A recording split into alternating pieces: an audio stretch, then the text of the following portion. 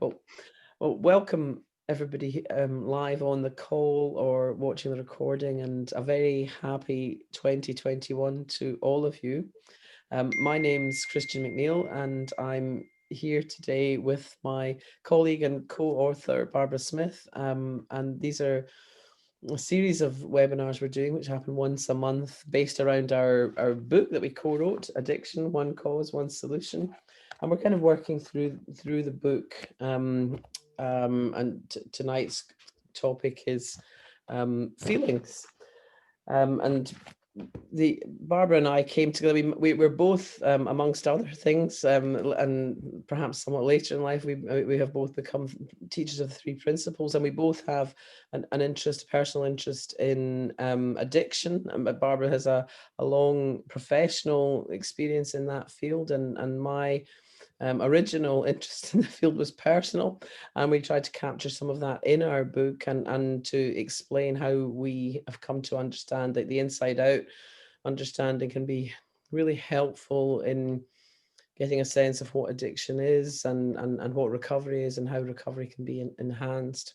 So we take it month about to sort of kick off and on the topic of the webinar, and this month Barbara's going to kick off on the topic of feelings. So unless I've missed anything, Barbara, I'm just going to hand it over to you and I'm looking forward to hearing what you've got to say tonight or this afternoon where you are.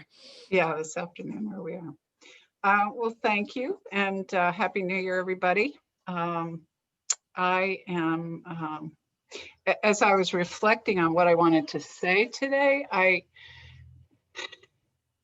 think a lot about some of our colleagues who share the deep and profound spiritual implications of this understanding.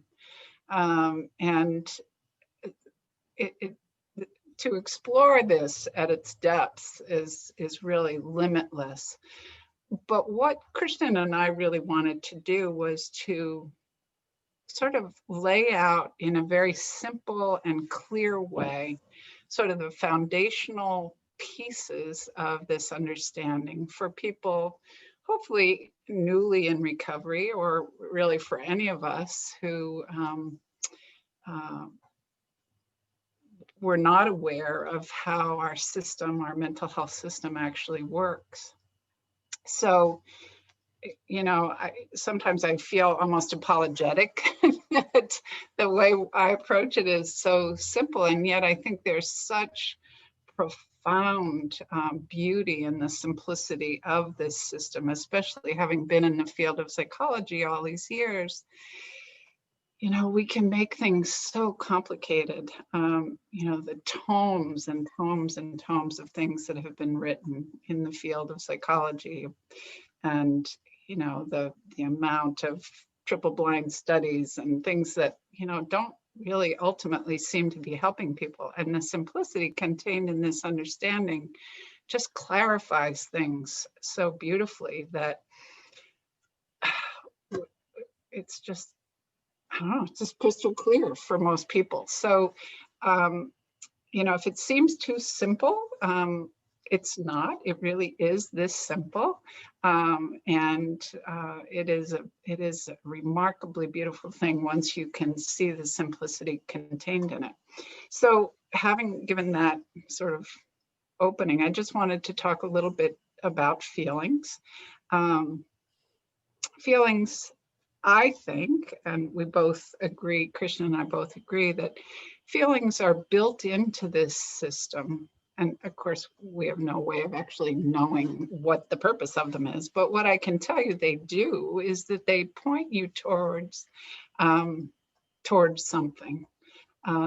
You know, I like to use the metaphor of the human body, Christian not so much, but I really feel when you feel pain in your body, it's an indication that something is out of alignment, something's not right. And I believe that's the same for us. We're not designed, as our wonderful mentor and friend Keith Blevins says, we're not designed to drive ourselves crazy.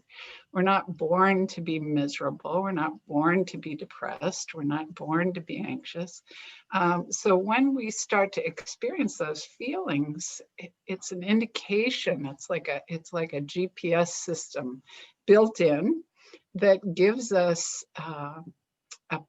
a sort of a tap on the shoulder to wake us up to one thing and one thing only, and that is the content of our thinking at any given moment.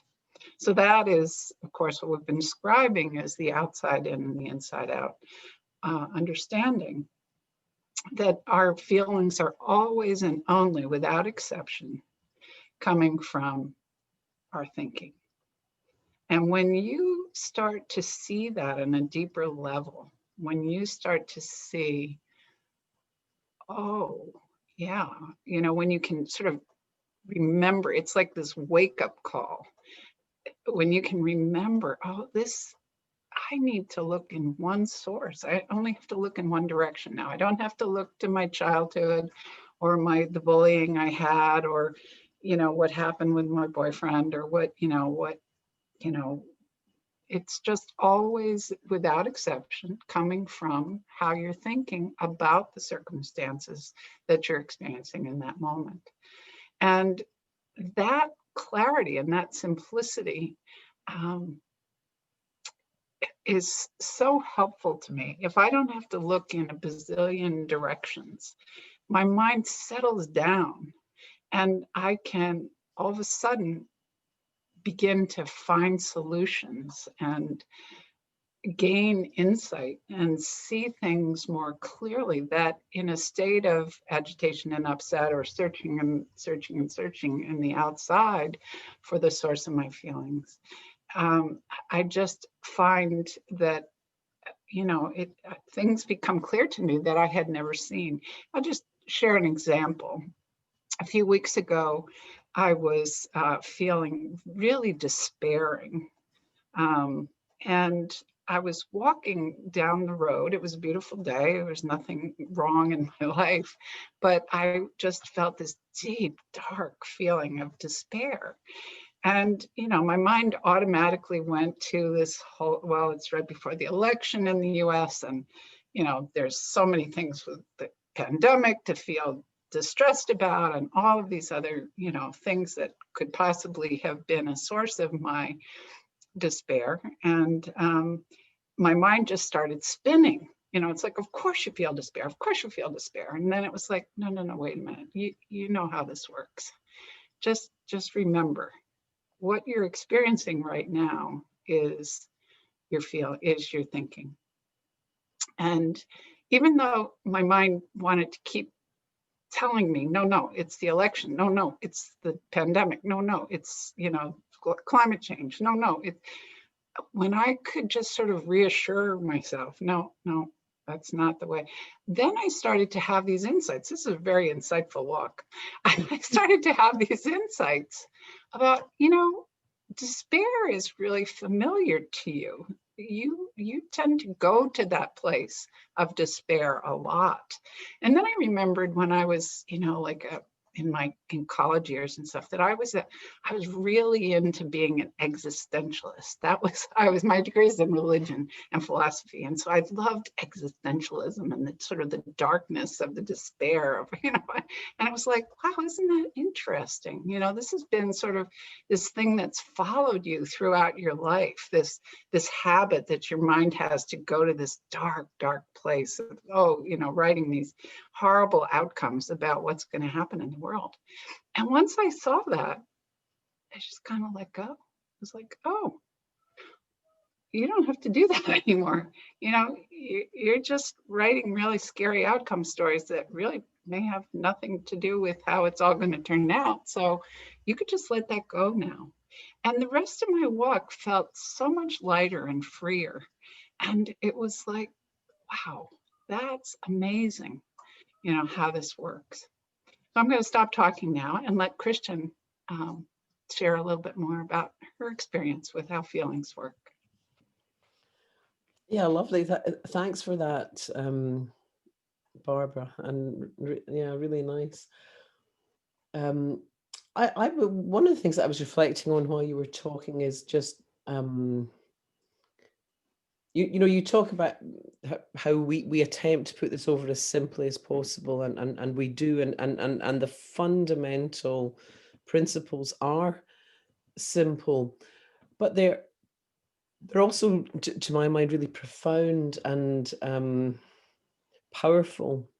And I was thinking about earlier on today, I was with a friend, and we were having some discussion about addiction. There was someone that we both know that we is in some trouble, and I was sharing with her some of my own experiences, and towards the end of my drinking, which is like quite a long time ago, but can come back very vividly. I was involved with a man who was also an alcoholic, and he said, and actually died as a result of that. But um, it and in our case, the relationship was very volatile, very changeable, and at times I would go to a place of deep despair, and you know, I just couldn't see a way out of the situation I was in. I couldn't see any kind of happy future. I felt intensely involved with this guy, but I kind of also knew that it was not a healthy relationship, that it wasn't sustaining and nurturing, and I could imagine that I could get out of the relationship, but I could not imagine being happy again. And at that time, I believed that my feelings were telling me something useful about who I was, the prospects for my future, the quality of my life. It seemed that feelings of that intensity had to be telling me something so important, and I was making decisions based on those feelings, and I mean, really destructive decisions, you know, and I really reached the point of being suicidal because of the intensity of the feelings, and what a relief to discover, and it wasn't the first thing that I discovered when I came across the principles, but what a relief to discover that, as you beautifully put it, that all my feelings are actually telling me about is the quality of the thinking that I'm believing in that moment. And it isn't necessarily just for me about the circumstances right now, but it's my made up future as well. You know, but it's telling me that there's something awry with what I'm believing is true, and what I'm believing is going to happen. And once, for me, it was there were a number of different insights into the fact that my feelings and the circumstances that I was thinking about, or the thoughts that I was thinking, or the people that I was thinking about, were that the circumstances themselves were different from the thoughts that I had about them, and and it's such a relief, because I've been able to watch myself slip off. You know, I've found the lockdown, for example, really deeply unpleasant, and I've got all sorts of thoughts about that. And here today in Scotland, they're talking about further restrictions to, you know, from tomorrow, and almost every time I read that sort of stuff, I feel a terrible heart sink when I first read it. And then I waken up to, oh, it's my thinking. And I can see myself slip off that whatever the governments are doing is one thing. And that does not have the power to control my thinking for it, you know, at all. And I only feel bad for as long as my thinking is, yeah, yeah, you know, in opposition to that, is feeling victimized, is feeling stuck, is feeling hopeless. And the moment those thoughts disappear, I'm back in a place of neutrality, calm, peace of mind. And it doesn't mean that I like the restrictions. It just means that it's possible to be at peace of mind in the face of anything. And that, for me, is one of the huge gifts of this inside out understanding, to really know that and have experienced it at a kind of embodied level. Yeah. Yeah, you can see how the outside in misunderstanding, when you really do believe that your feelings are coming from the lockdown or the pandemic or politics or whatever, Yeah. amplifies feelings. It amplifies that sense of feeling out of control and feeling like there's feeling hopeless, feeling despair, feeling in discomfort, dis-ease in your life. And then when you can remember, oh, wait a minute, this is coming from me. This isn't coming at me. This is coming from me. Mm. This is coming from something that I am, maybe in my case, certainly I hadn't been aware of. And so when I can quietly sit with that and try to remember and look in that direction, all that amplification and the noise and the chatter settles down. And like Christian just mentioned, you settle into a place of so much deeper peace. And I just feel awe so much of the time when I see that we have the power to unravel this stuff, and really move past it in a way that sets us free to live our lives more happily, more easefully, more compassionately, for ourselves and for other people. It's just it's really quite extraordinary. The more deeply you look at it, the more clarity you find, and it's just again, as Christian said, and we've both said, the simplicity is not only clarifying, but the profundity of this design and the enormous implications that it has go hand in hand. So it would be a mistake to write it off as, oh, it's just really simple. It's in that simplicity is the brilliance that opens up doors that we could never really have imagined before this understanding. Yeah. I was having a conversation with my son who's living here at the moment.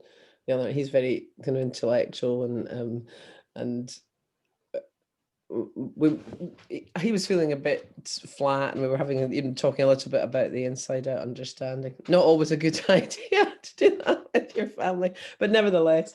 But I was saying to him, it's not about more information in a way.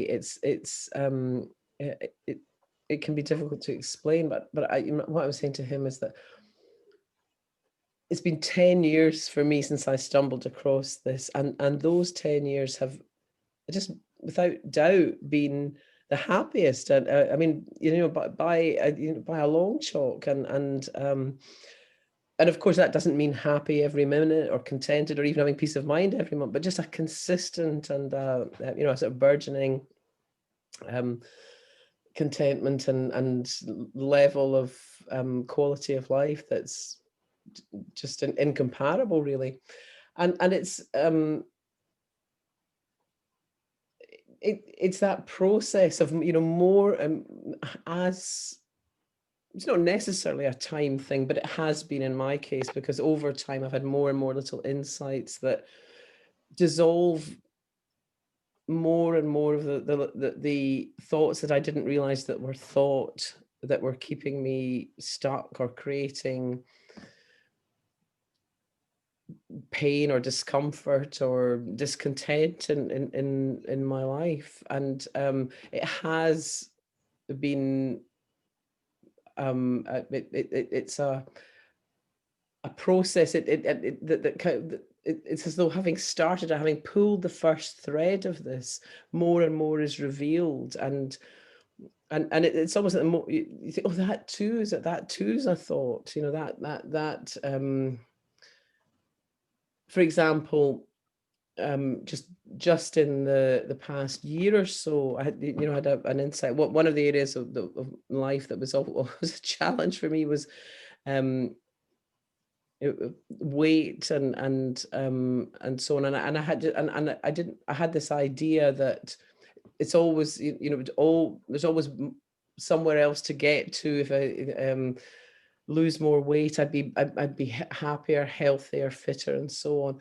And then I just suddenly had the insight that the whole idea of what I should look like and what the number and the scale should be was a thought too. And the truth is, I'm not suggesting that one never wants to take care of the body, but the truth is that I am quite healthy and with all the markers, and I may not have I certainly don't have a runway model body, but that's not the idea that I should, or that I'd be better if I did, is just a thought. So um and until I had that insight, I thought any discontent with my shape or body or weight was giving me information about health, and rather than, once again, it's just something that a created idea that, for as long as I subscribe to it, for as long as I believe it, can cause an element of self-judgment, or just